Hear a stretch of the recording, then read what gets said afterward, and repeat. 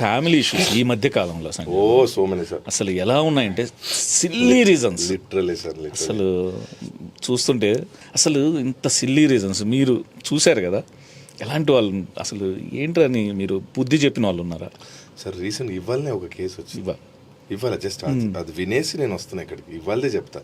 ఇద్దరు భార్య భర్తలు, సాఫ్ట్వేర్ ఉద్యోగులు, ఇద్దరు లవ్ చేసుకున్నారు, పెళ్లి చేసుకున్నారు, చిన్న పాప, బాగానే ఉంది. ఇక్కడ ట్విస్ట్ ఏంటంటే ఆ అమ్మాయి వచ్చి వీడు వచ్చి పెళ్లి చేసుకున్న తర్వాత బాగానే ఉంది. ఆ అమ్మాయి వాళ్ళ ఇంటికి కూడా ఉంది, పెళ్లికి ముందు ఉంది, లవ్ చేసేటప్పుడు ఇంటికి పోయింది, కూర్చుంది, అంత బాగుంది. పెళ్ళి అయిన తర్వాత అమ్మాయికి సంబంధించిన ఎవరో పోగు చేశారు ఆమెను. అరే నువ్వు పెద్ద కులం దానివి, అరే వాడు బీసీ ఏంటిది అని అనేసరికి ఆ అమ్మాయికి మైండ్లో పూచుకుంది. అంటే లేదు నేను ఉండబెడతాను, నాకు అవసరం లేదు.